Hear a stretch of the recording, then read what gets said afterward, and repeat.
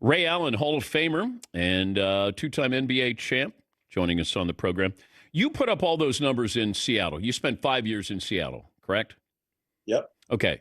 Are those numbers now attached to the Oklahoma City Thunder since the Supersonics went to OKC? Like, could your jersey number be retired by OKC based off what you did in Seattle?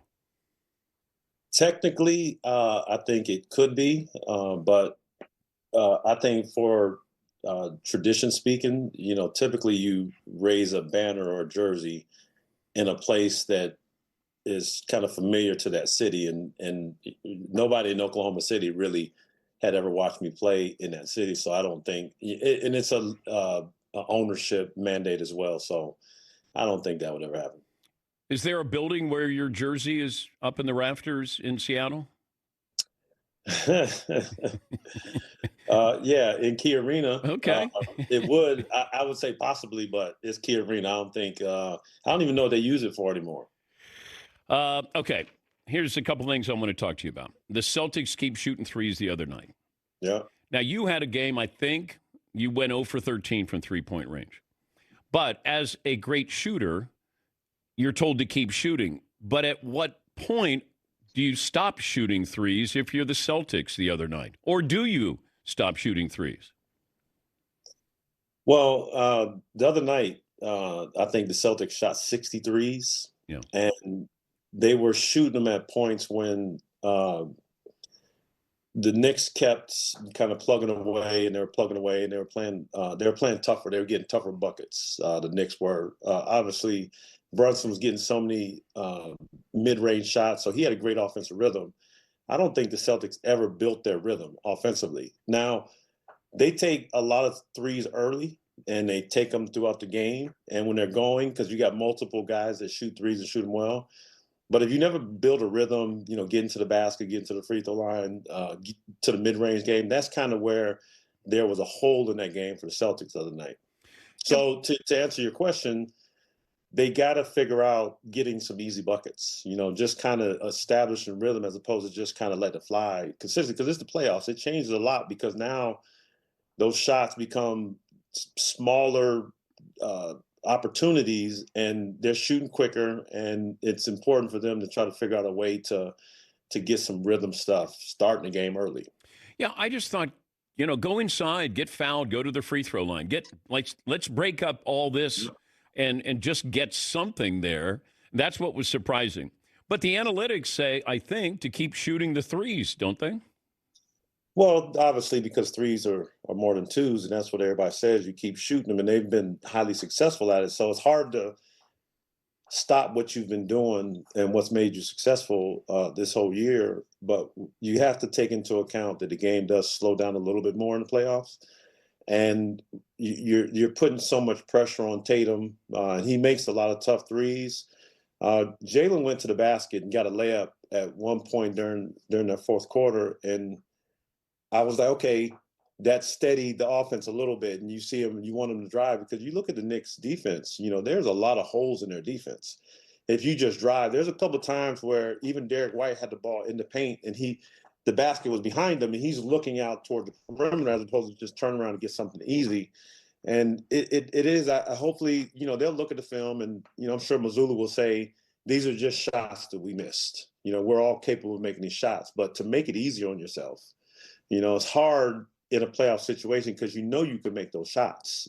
So I just think to start the game tonight, they have to make sure that they get to the free throw line early and establish something in the paint from the standpoint of driving and getting some easy stuff. Because as a shooter, I'll tell you, I did not want to start a game shooting a three, because if you miss, then you start pressing, and then you start pressing. I didn't want to have to feel like I was pressing. In Boston, we had so many good players that score, so I wanted to make sure I got to the basket early if I could. Talking to Ray Allen, former three-point shooting contest winner back in 2001. Do you practice missing free throws? We saw that with Tyrese Haliburton. Because he's got to miss the free throw, but you got to miss it correctly to get a chance. Do you practice missing free throws? Well, I mean, it sounds funny, but you know how to miss. And it's just kind of being off, and obviously you're looking to who your best rebounder is on what side. So yeah, there is some precision to being able to miss a free throw. I can't say that I practiced it, but I definitely know how to aim up there and get it to bounce on one side or the other. Well, you did practice making them, though. You did a really good job at that. I did. I was pretty good at it. Yeah. But I never understood that. Explain to me what happens when guys go to the free throw line and all of a sudden they're it's not fluid. Like everything slows, it stops. Maybe that's what it is. Guys are used to moving. Now all of a sudden it stops. But the mind games that go on with these guys who can't shoot free throws. Well, it's similar when you think about golf. When you stand to the tee box and they call your name and they say where you're from and give you all these accolades, and all of a sudden everybody's quiet. I was like, no, keep making noise. I'm comfortable in noise. Don't be quiet. I think what people, and I say this a lot with free throws, people don't understand how emotional a free throw is. You think about a guy going to the free throw line, and emotion don't always mean anger, but your adrenaline is pumping. You just got knocked on your butt. You're either down 2 or you're up 2. You just dunked on somebody. All these emotions are inside of you. And for most players, imagine a situation in practice where you practice those emotions. It's hard to practice feeling competitive, to practice feeling angry, to practice feeling anxious, practice feeling desperate. How do you do that in the gym by yourself? And so you have to figure out a way when you practice to take that quiet gym and make yourself tired, make yourself mad, make yourself excited, because that feeling you have to get used to in a game. And a lot of times, then when they get into a game situation, it's a foreign situation for them when they go to that free throw line. Because think about, you take somebody like Pritchard, great shooter, had a great year. But how often is he at the free throw line in the fourth quarter if it's not Tatum or Brown? Yeah. So now he goes to the free throw line because he gets fouled. Sometimes it's a foreign circumstance or situation for a lot of players, and that's why you do get nervous, because it's like I'm not used to this, and I got to get used to it. I got to be better at figuring out the situation. One thing that drives me crazy, and I'm sure I drive my audience crazy because I bring it up all the time. I never want the best player to beat me. Never. I'm always going to send another guy. I got to get the ball out of your hands. I want somebody who's not used to taking that shot. And if that guy beats me, I live with that. It's like, when Jordan beats Brian Russell, they don't send another guy. Like, I got to get the ball out of his hands, right? Like, help me understand that. If Jalen Brunson has the ball, I'm going to double. I'm going to get the ball out of his hands. I have to do that. But why don't more coaches do that? Well, I think it's a double-edged sword, because when you don't want the best player to beat you, there's some scenarios, some playoff situations you kind of walk into and you say, he's going to get his 40, but we can't let these other guys get off. So it is each situation from series to series, what are you dealing with? Like, if you look at Indiana, you got Nesmith that had 23 and Turner had 23 and Nembhard had 13. Yeah, but this is the last shot, though. This is the last shot. That's all I'm talking about. Even Haliburton has the ball. That's the guy I know who wants the ball. I have to send another guy his way. I'm not going to let him beat me. And they gave him, he created space. It was a tough shot, though. But I know, but he's got single coverage on it. Yeah, I mean, it's always, we can be perfect defensively as a scheme, going to the game, but we always say good offense, better defense, or good defense, better offense. I'm sorry. We're playing a scheme a certain way, and then a guy makes a tough shot over the top of us, we have to shake their hand, because this league is filled with great offensive players. So it can, like I said, it can go either way. We'll run 2 at a guy because he got hot. Say if a guy has 40 plus, I don't know. Haliburton only had 19 points last night, so it wasn't like he was cooking. But he's a closer. But you just kind of you live with those odds, because if you look at defenses and you look at all these playoff games, the one thing that you find fascinating is there's no paint presence. Yeah. last night, I don't know who. I don't remember. It was Draymond Green. He came straight down the lane and dunked it, and there was no awareness Yeah. from Minnesota whatsoever. And that's the one thing in playoff basketball that you kind of, you fortify your defense with a paint presence and you work from inside out. And you see that consistently because, so many teams are shooting threes. And then you look at the ball, the way the ball bounced, against with the Golden State, and you see how many rebounds they got. And Minnesota's the bigger team. You think about how many rebounds they didn't get. Gobert had 11, and I think Anthony had 14 or somewhere around there. But those balls are bouncing so long, so it's spreading the defense out. And then you're trying to figure out what we try to do on most teams I played on. We try to keep our big guy in the paint. We rotated. We're playing man-to-man. So if it was myself and KG, I tried to stay up top and he stayed low. So if somebody did drive, they had to see him. And right now, you just don't see that fortification of the paint. There's so many holes right now in their defense. So that's ultimately a system where it's built around teams shooting threes. What's your favorite pair of shoes behind you? My favorite pair, I'd have to go up. I'd have to go up 1, 2, 3, 4, if I can show you. Oh, my goodness. You got a whole wall. This one right here. Okay. Number 4. So those are, how many of those are Air Jordans? They're 1 through 30. 1 through 30. Mike, sign any shoes that you have? No. well, you wouldn't ask him?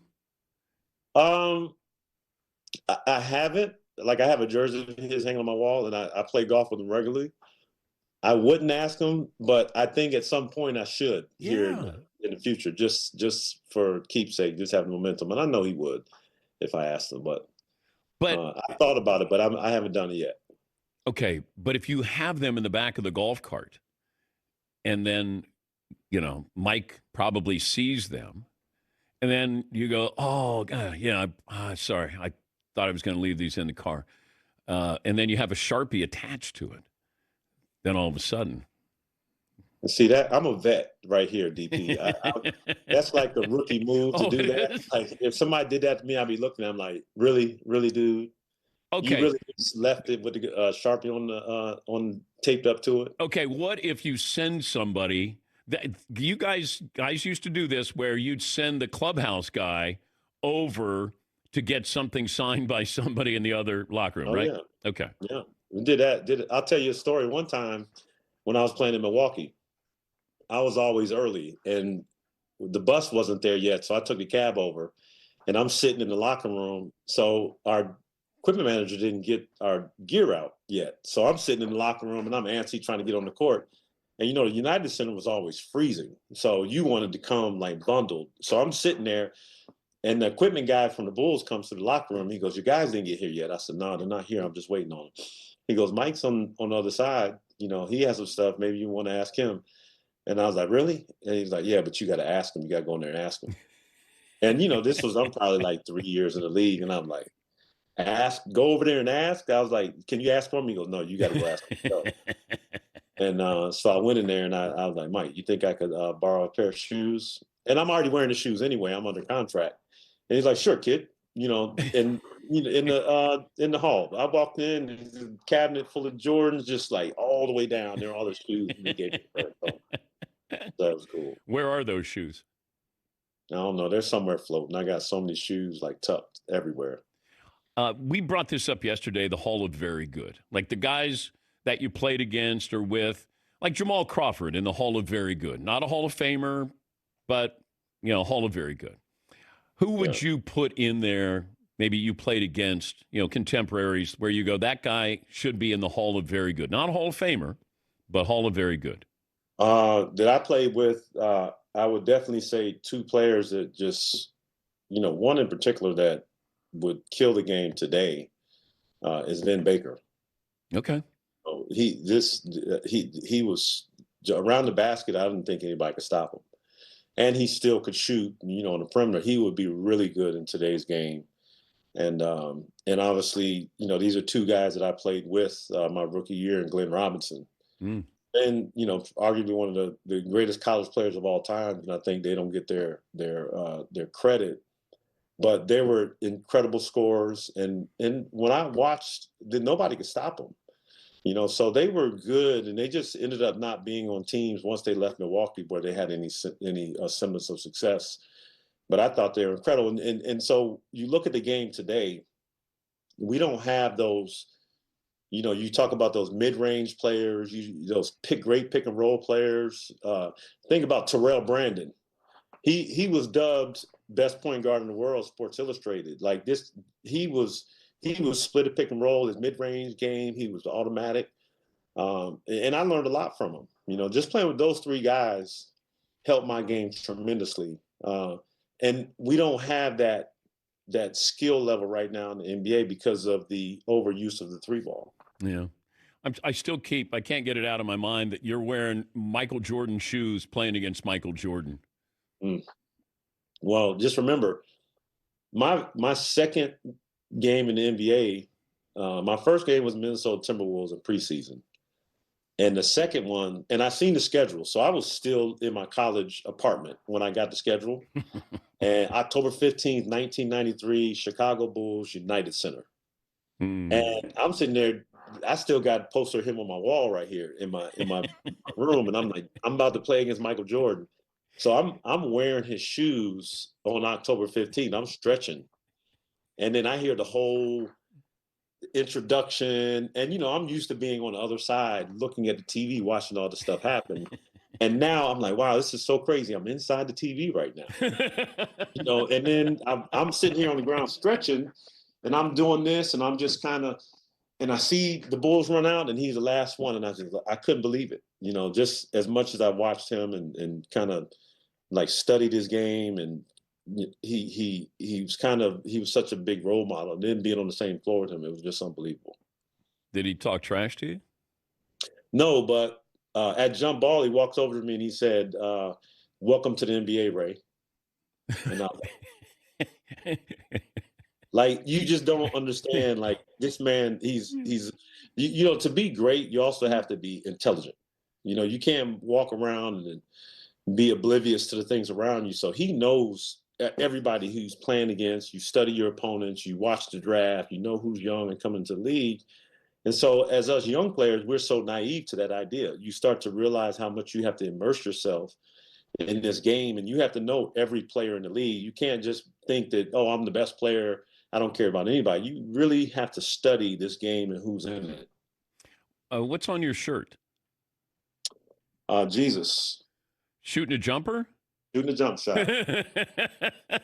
That's not Jesus Shuttlesworth. That's Jesus. It's not Jesus Shuttlesworth, but it's a play on. I don't know about Jesus' form though, Ray. Yeah, this one ain't my form. We'll work with him though. We'll give him a pass. We definitely will give him a pass. Thank you, Ray. Good to talk to you again. That's Ray Allen.